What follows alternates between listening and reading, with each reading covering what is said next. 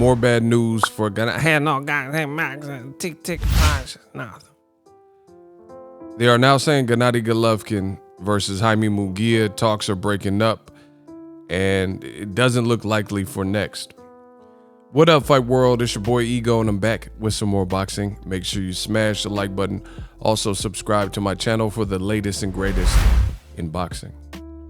More bad news for Gennady Golovkin, and I want to talk about that in this video. So, it looks like Gennady Golovkin, who was in talks to possibly fight in May against Jaime Munguia of Mexico, it looks like the talks are starting to stall out, and it doesn't look as likely for next. Now, it's not, it's not completely closed, but I actually have sources that told me this before.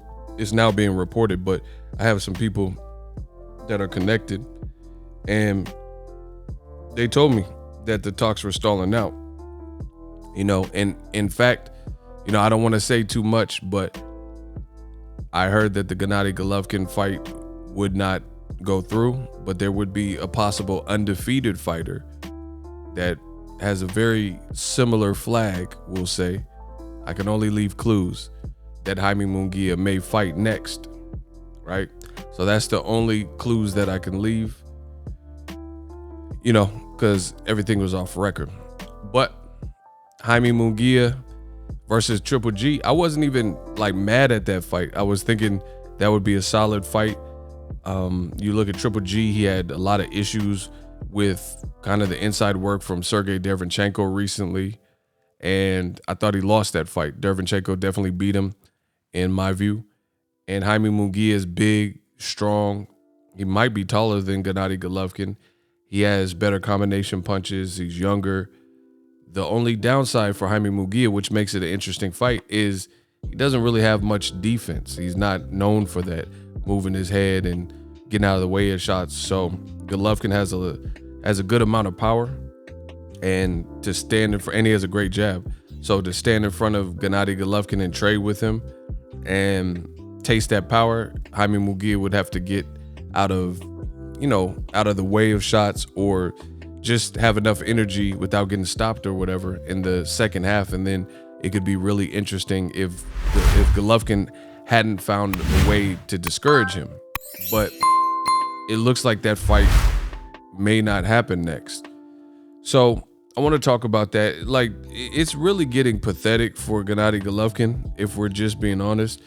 You look at Gennady Golovkin's journey, and they gave Gennady Golovkin, old media and HBO, they gave him a huge platform, a ton of exposure, and I don't feel like he really amounted to the press he was receiving. He is definitely a solid fighter, but he was beating guys like Matthew Macklin and Daniel Gill and Martin Murray, and people were acting like he stood the test of time and was comparable to legendary fighters like Marvin Hagler and Bernard Hopkins and guys like that.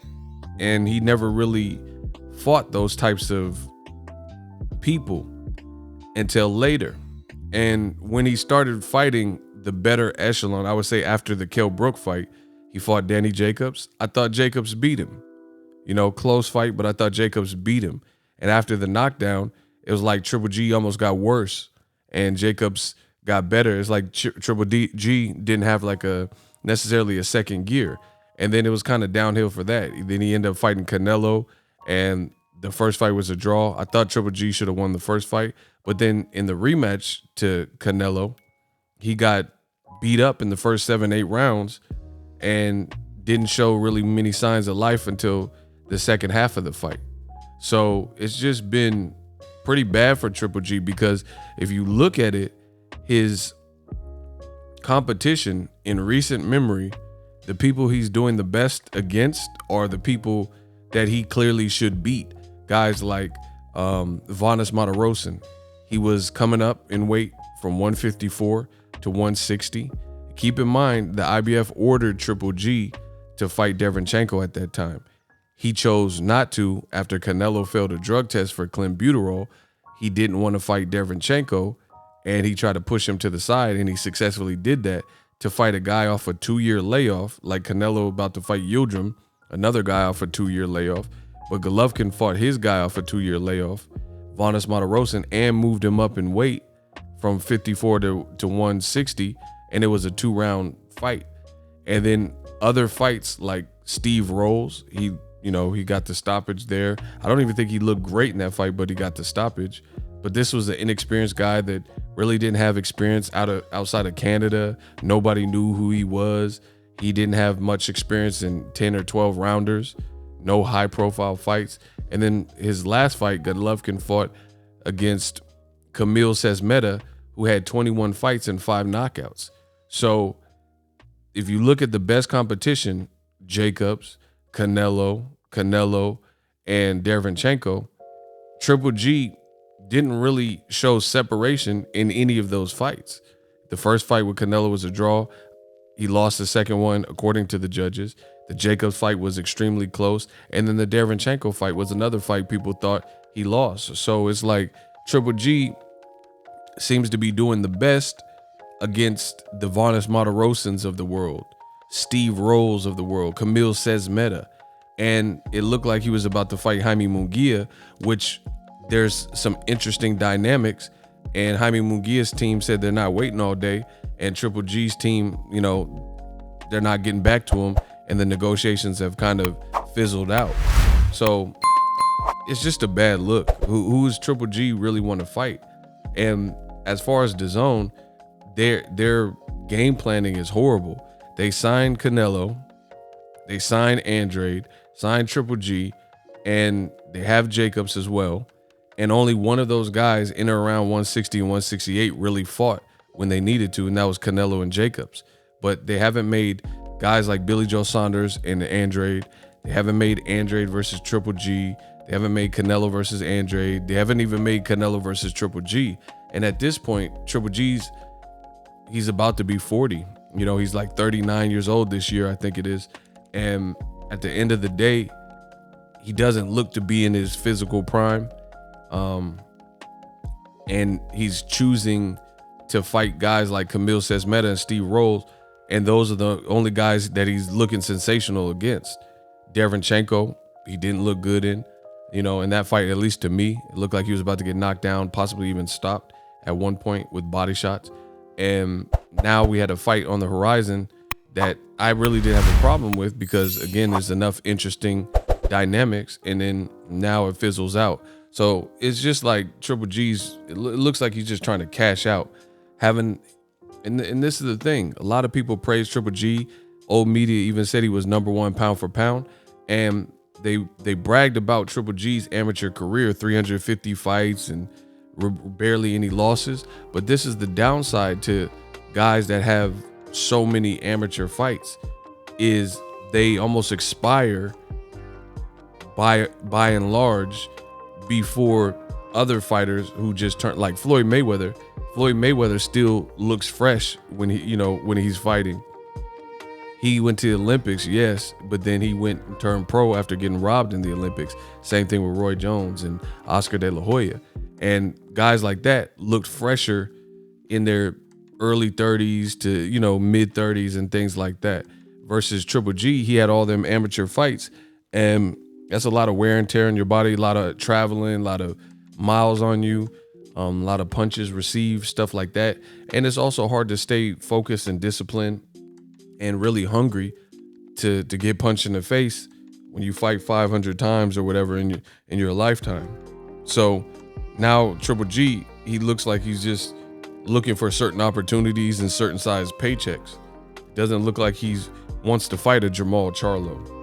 Doesn't look like he even wants to fight a Jaime Munguia. So it's just like, this is bad. It's bad for boxing because, one, Triple G is not what old media said he was. And then in addition to that, he's a champion. So it's like, you're going to have that bullseye on your back. How long can we expect or respect Triple G having the belt and not even being willing to fight Jaime Munguia? Not fighting Charlo, not fighting Andrade, and wanting to fight Steve Rolls and Kamil Sesmeta, not even giving Derevyanchenko a rematch. He let Charlo beat Derevyanchenko after that. You know, it's real sad. And DAZN has this lucrative deal for Triple G, and we heard reports that he got a pay cut in his last fight, but still he's getting equity with the company. And can you honestly say he's bringing in crazy traffic, especially with the matches he's making? And then most people felt he went to DAZN thinking he was going to get the Canelo fight, and he hasn't even got that. And even if they do fight, by the time they fight, he'll be close to 40. So how well do you think that fight will do? Is there anyone that would pick Canelo to lose at this point? If the last time you faced, it looked like Canelo had your number, and then now Canelo has fought at higher weights and still looks sharp, and Triple G looks wilted and hasn't looked great in some of his recent fights? I don't know. So disappointing that the Jaime Munguia fight doesn't look like it's going to be next. I do believe Jaime Munguia and his team were down for the fight, but I don't know what's going on with Triple G. Let me know what you guys think. Drop your thoughts in the comment section. We working. So if you enjoyed this video and want more content like this on the channel, you can show your appreciation by going to the PayPal donate button or the YouTube support button, and you can donate any amount that you feel is equivalent to the value of this video. Much more to come. Thank you guys for your support. Boxingego, the future of boxing.